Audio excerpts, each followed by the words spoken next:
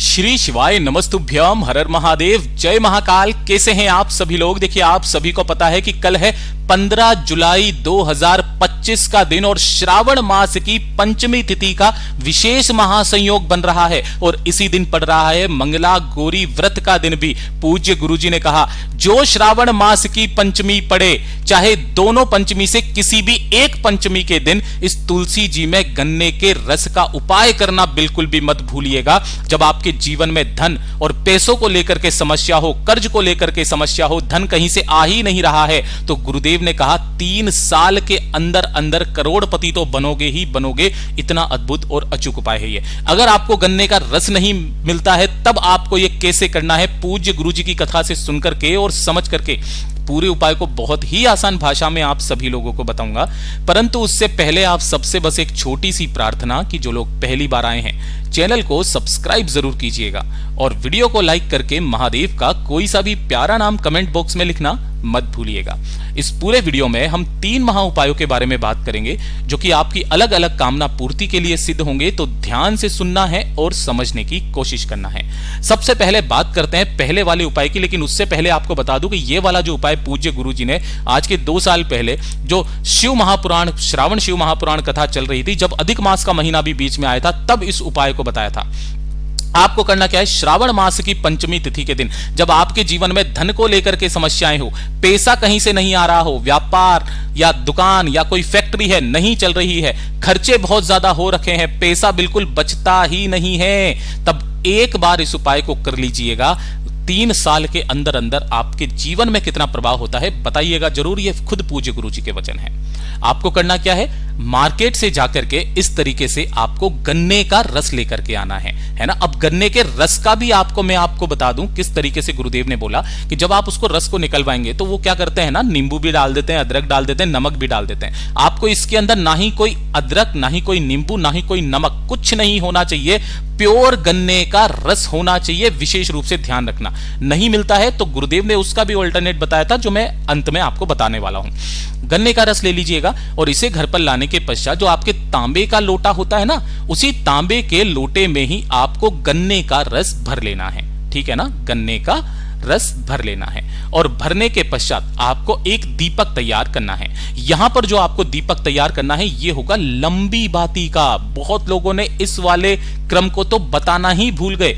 लंबी बाती का दीपक लगाने का विधान क्या होता है कि जब आप अपने घर में धन, संपदा, वैभव की वृद्धि की जब आप कामना करते हो, तो महाराज लंबी बाती का दीपक का विधान होता है। लंबी बाती का दीपक लगाया जाता है जिसके अंदर आपको भरना होगा घी।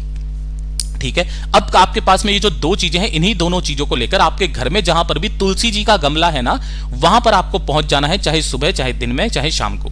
सबसे पहले आपने जो एक दीपक लिया है, उस एक दीपक को तुलसी जी के गमले पर आपको इस तरीके से प्रज्वलित करना है, जलाना है कि उसकी बत्ती का जो मुख रहेगा वो उत्तर दिशा की तरफ में रहेगा। अब जो गुरुदेव ने 7 बार नाम और गोत्र बोल करके इस गन्ने के रस को तुलसी जी में समर्पित करने का तरीका बताया, वो किस तरीके से बताया है उसको ध्यान से सुनिएगा। कईयों को तो उसका क्रम पता नहीं है कि किस तरीके से 7 बार आपको अपना नाम और गोत्र बोल करके समर्पित करना है और किनके नाम से करना है। सबसे पहले अपने हाथ में, दोनों हाथों में आपको उस कलश को पकड़ना है जिसके अंदर आपने गन्ने का रस लिया हुआ है। यहीं खड़े होकर के आपको पहले अपना नाम बोलना है, फिर आपको गोत्र बोलना है और जिस तिथि को कर रहे हो, श्रावण मास की पंचमी तिथि को बोल करके अपने घर की धन, संपदा, वैभव की वृद्धि की कामना करके थोड़ा सा गन्ने का रस आपको तुलसी जी की जड़ों में समर्पित करना है।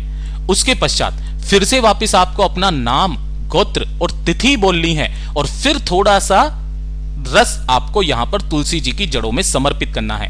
ऐसे ही करके आपको 7 बार अपना नाम, गोत्र और तिथि बोल करके इस संपूर्ण गन्ने के रस को तुलसी जी की जड़ों में समर्पित कर देना है। पूज्य गुरुजी ने कहा, जो जो पंचमी पड़े उस पंचमी तिथि के दिन करना स्टार्ट कीजिए। 3 साल के अंदर मेरा बाबा क्या देता है बताइएगा जरूर। और अगर आपको गन्ने का रस नहीं मिलता है है ना, आपने सब कुछ करके देख लिया लेकिन गन्ने का रस नहीं मिलता है। तब गुरुदेव जी ने कहा कि जो तांबे का कलश है उसमें जल भर के 7 छोटे छोटे गुड़ के टुकड़े, भाई गुड़ भी किससे बनता है, ईख से, गन्ने से, है ना, तो 7 गुड़ के टुकड़े आपको लेना है और उन्हें घोल करके इस वाले उपाय को सिद्ध करना है। पूज्य गुरु जी का बहुत अद्भुत और अचूक उपाय है, जरूर कीजिएगा। और ये जो दूसरे नंबर का उपाय है ना, ये वाला भी उपाय आप सभी लोगों को आज के दिन करना ही करना है। यह है 41 चने की दाल का उपाय। 41 चने की दाल का उपाय किन लोगों को करना है, ये चीज ध्यान से सुनना। अगर आपके घर में संपदा की कमी है, आपके घर में वैभव की कमी है, घर में बिल्कुल भी सुख नहीं आ रहा, शांति नहीं आ रही है, आप चाहते हो आपके परिवार में सदैव सुख शांति रहे, आपके परिवार में सदैव खुशियां बनी रहे, तो इस वाले उपाय को जो नारी स्त्री बहन बेटी सुन रही है ना, अपने परिवार के लिए जरूर कीजिएगा। 41 चने की दाल आपको गिन करके लेनी है। कैसे करके, ये जो गोले में बनाई है ना, ये 1 चने की दाल बोली जाती है। काफी सारे व्यक्ति इसे आधा समझते हैं, नहीं, ये 1 चने की दाल है। ऐसी आपको 41 चने की दाल लेनी है और एक पीला कपड़ा लेना है। ध्यान रखना, कौन सा कपड़ा, पीला कपड़ा आपको ले लेना है। इसी पीले सूती कपड़े के अंदर आपको 41 चने की दाल लिए हैं, उन्हें आपको रख करके और इसकी एक पोटली बना लेनी है ना, ऊपर से गिठान लगा लेना और 1 लोटा शुद्ध जल अपने घर का लेना है तांबे के कलश में। और इन्हें लेकर के आपके आसपास जो भी महादेव जी का मंदिर पड़े, भोलेनाथ का शिवलिंग हो, वहां पर आपको पहुंच जाना है। शिवलिंग के पीछे की तरफ आसन लगा करके यहां पर आपको बैठना है। मैं हमेशा बताता हूं कि आपका मुख जो है वो उत्तर दिशा की तरफ में होना चाहिए। सबसे पहले जो आपने एक पोटली ली है ना, उस पोटली को माता रानी के हस्त कमल से, ये वाला, यहां से स्पर्श कराकर भोलेनाथ की शिवलिंग के ठीक शीर्ष पर आपको इस पोटली को रख देना है और रख करके अपने दोनों हाथों में उस कलश को पकड़ना है।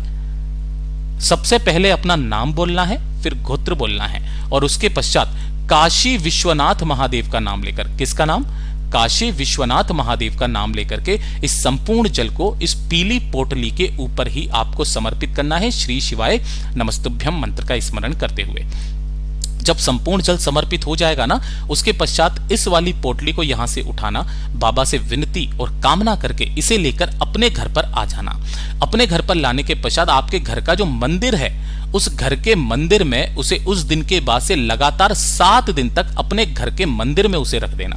और रखने के पश्चात जब 7 दिन कंप्लीट हो जाएंगे, उस पोटली को उठाना और आपके आसपास जो वह बहता नदी तालाब सरोवर हो, अगर ये नहीं है तो जो बेलपत्र का पेड़ रखा हुआ रहे, उस बेलपत्र पेड़ के नीचे अपनी कामना कहकर के जो व्यक्ति श्रावण मास के महीने में इस उपाय को कर लेता है, उसके घर में कितना परिवर्तन आता है, कितना ऐश्वर्य, कितनी शोहरत आती है, बताइएगा जरूर। पूज्य गुरु जी का बहुत अद्भुत और अचूक उपाय है, जरूर कीजिएगा। और ये तीसरे नंबर का तो उपाय आपको करना ही करना है।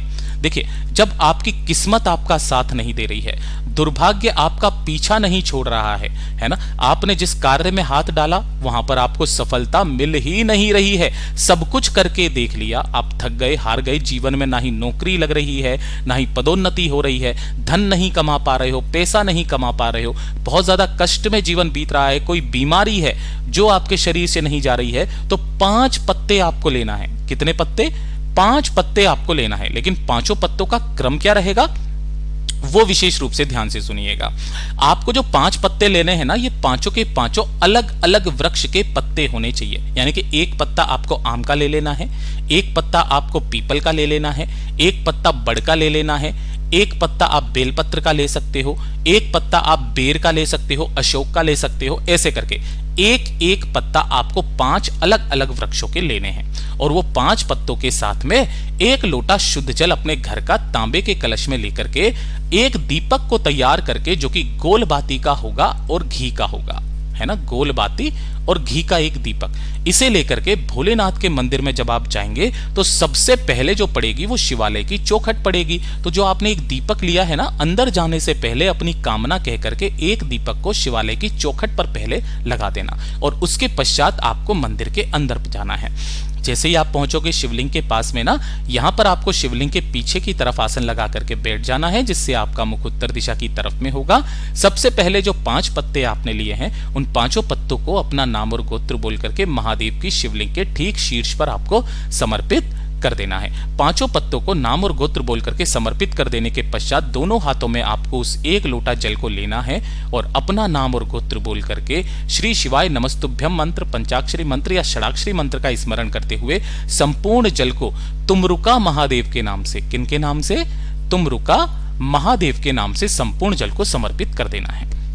समर्पित कर देने के पश्चात लोटे को साइड में रखिएगा। इन 5 पत्तों को यहां से उठाना और इनके ऊपर जो जल लगा हुआ है उस जल के छींटों को अपने ऊपर 5 बार आपको मार लेना है। 5 बार अपने ऊपर जल से छींट लेना है और छींटने के पश्चात वापस इन पत्तों को महादेव की शिवलिंग पर नहीं, माता अशोक सुंदरी के स्थान पर आपको रखकर अपनी कामना कहकर के जो व्यक्ति इस श्रावण मास के महीने में आ जाता है ना, उसकी किस्मत मेरा बाबा खुद से लिखना शुरू कर देता है। भाग्य चाहे कितना भी विपरीत क्यों ना चल रहा हो, ट्रैक पर आ ही जाता है। पूज्य गुरु जी के सभी उपाय बहुत ही ज्यादा खास और अद्भुत जरूर कीजिएगा। वीडियो पसंद आए तो लाइक करना, चैनल को सब्सक्राइब जरूर कीजिएगा।